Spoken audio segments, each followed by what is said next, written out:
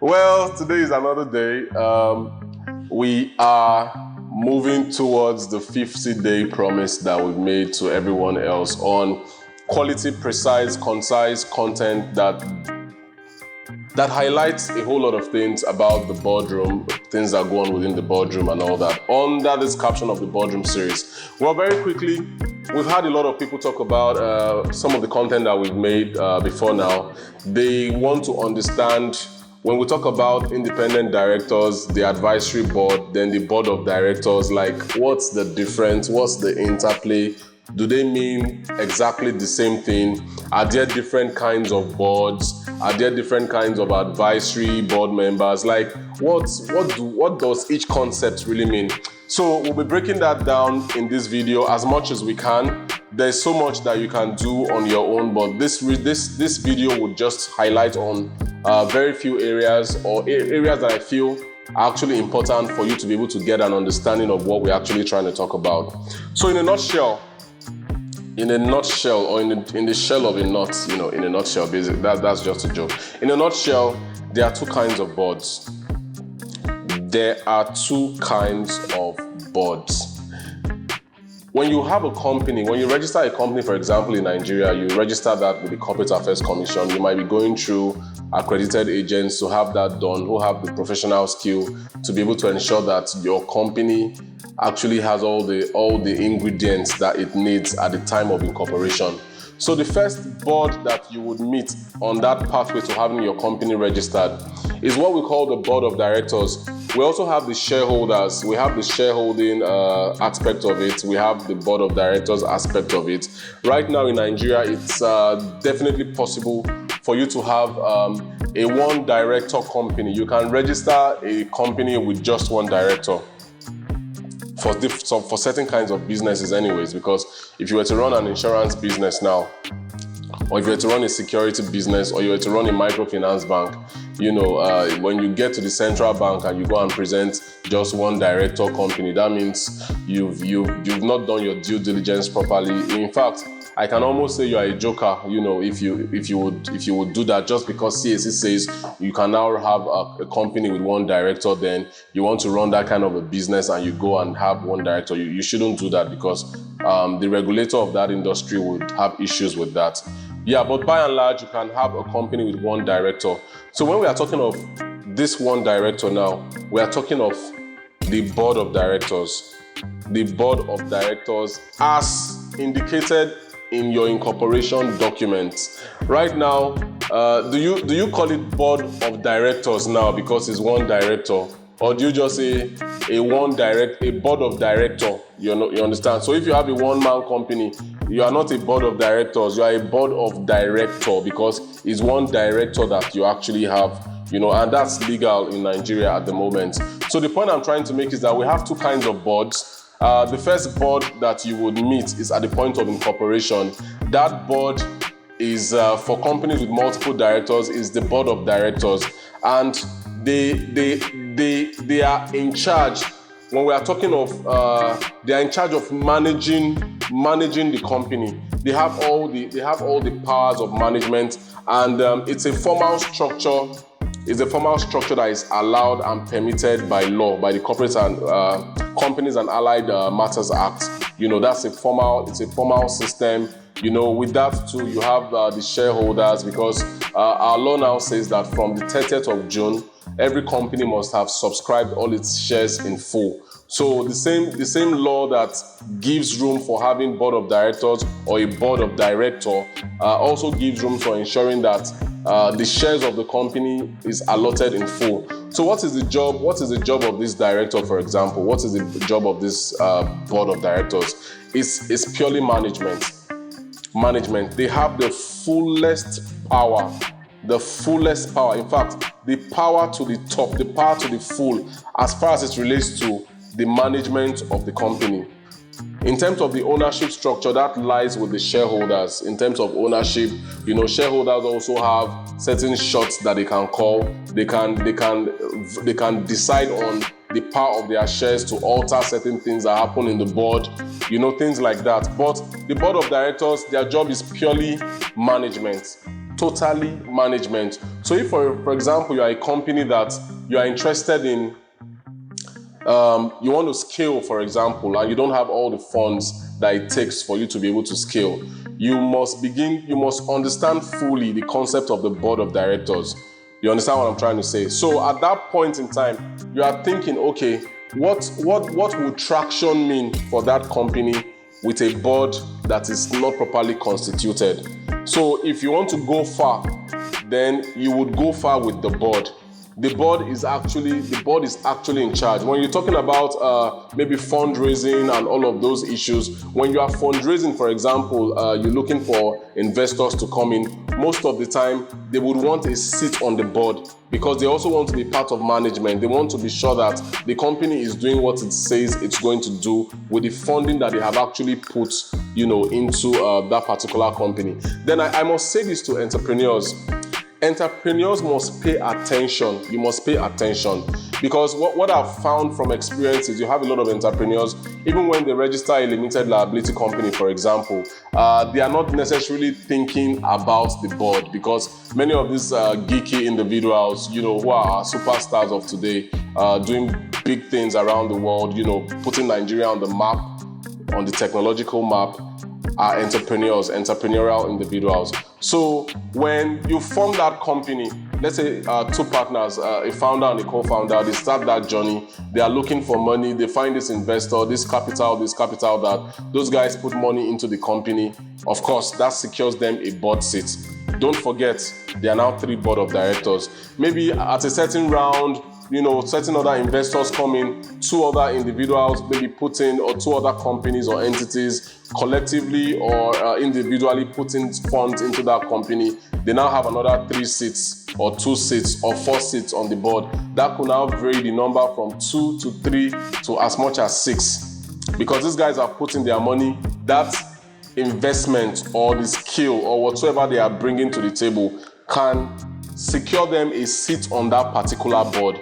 So this particular board that I'm actually talking about is the board that is in charge of the day-to-day running of that particular company. They are fully in charge. Like I said, it's a legal structure, it's a structure that is very much important. At the point of incorporating your company, you must realize that when you start your incorporation, for example, you can definitely have directors. Those directors, they come in and they can be changed on the strength and the power of the shareholders. As time begins to go on, the company is divesting its shares, other individuals are picking up shares, as the case may be, more directors are coming on board. You now begin to see that the company is enlarging. As it's enlarging, then whoever is responsible for structuring that particular company and ensuring that they are complying with certain regulations, depending on the sector that company is actually playing, would realize the importance of who the directors are. You don't just say you put your wife, although it happens a lot, you make your wife a director in a company, she has not done it, or you make your husband, let me even use it that way, you make your husband the director of your company, he has not put in anything, he doesn't attend meetings, he doesn't bring in any ideas, he's not in charge of any form of management structure. And this is also to say that a lot of companies that have these boards, especially private companies, that just fill out all those details, maybe just because they have to fill in the spaces. Filling in the spaces is not the purpose for this particular board of directors. If you want to fill in the spaces, why not fill in the spaces with people that are actually crazy enough to want to ensure that that business actually succeeds? Bring the right people on board and let the board do what the board does. Management, day-to-day management. That's what the board is really about. So the second board that we hear about, that's the advisory board. If you watch our earlier videos, you would have heard so much. We've done so much on the advisory board. That's the board that comes into place at the instance of the company.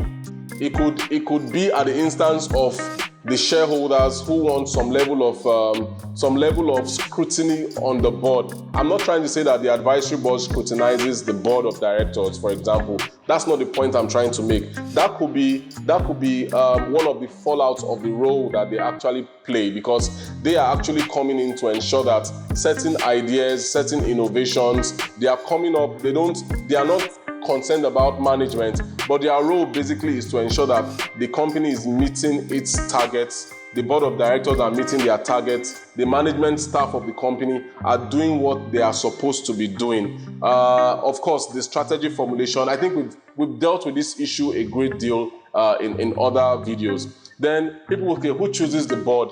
At the point the company is starting, like the first board I've talked about, when the company is actually starting out, you have the board of directors. Along the line, they're expanding, other people come in, they bring in their investment, other things. That secures them a seat on the board of directors of that particular company. Then, for the advisory board, for example, it's up to the startup. It's up to the startup, it's up to the company, it's up to whatever it's called. It's up to them to now decide that, okay, we need this influence. We need the influence of a management person. We don't necessarily have that as part of any of the members of the board of directors. That means we need to fill that slot in an advisory capacity. We need a risk manager.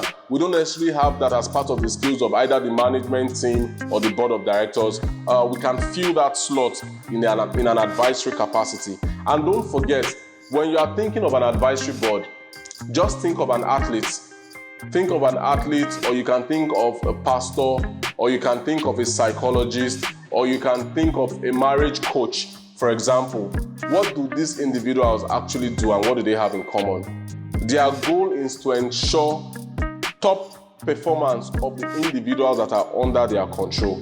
For example, a pastor comes to church, his goal is to ensure that the lives of his congregation, that people now have a better spiritual life, they are closer to their creator, like he continues to feed them, continues to improve them. That's what a coach would do. That's what a pastor would do. That's what a marriage counselor would do. So when you're thinking of an advisory board, just think of a pastor, a marriage counselor, think of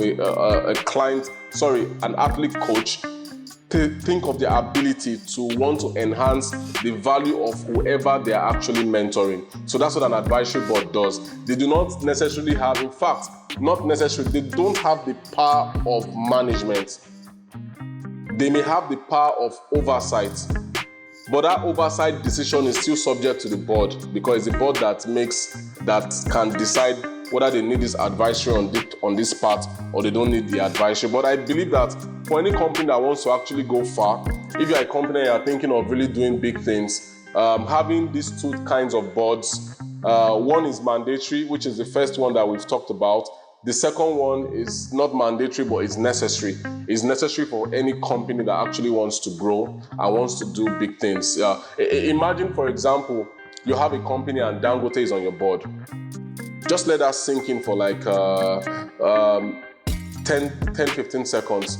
You have Dangote on your board, you have Otedola on your board, you have Jimovia on your board, you have Tony Elumelu on your board, or maybe you have certain political leaders, maybe you have certain governors, ex-presidents on your advisory board, for example.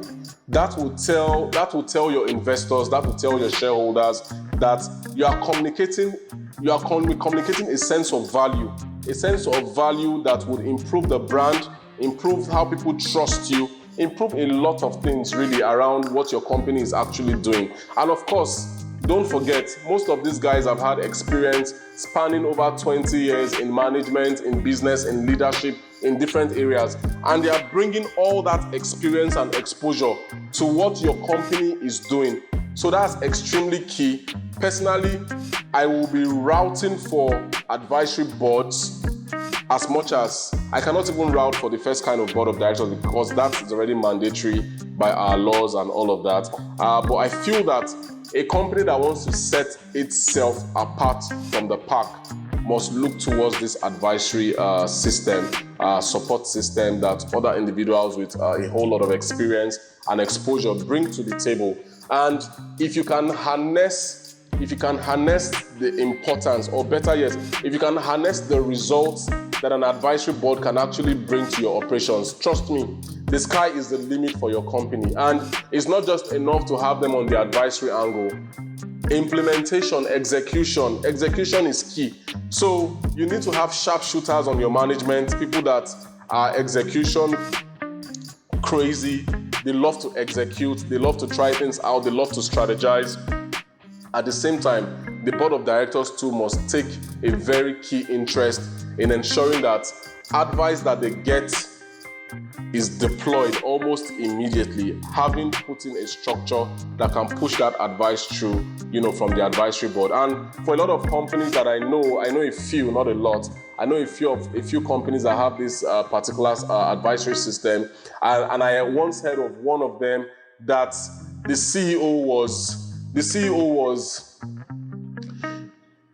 he wanted to always be the only in fact, he wanted to always be the most intelligent person on the team. When he gets advice, he doesn't take advice.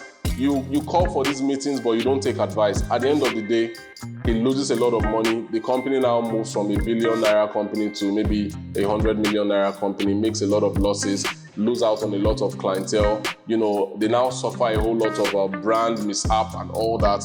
All because somebody who should have taken just a little advice that can set that company apart, he failed to actually do that because of his ego. Much of these things happen. And trust me, for companies who are smart and who are always checking the performance of the CEO, that is an opportunity for the board of directors or for the shareholders to decide the fate of that particular individual before he messes the entire company up and all of a sudden the company is bankrupt because the proper checks were not actually in place. So there is so much more about the board of directors and the advisory board, but I just wanted to do this video to just create a little light as to what the different roles are for the two different kinds of boards. And I'm sure that this has been able to add some form of value to your understanding.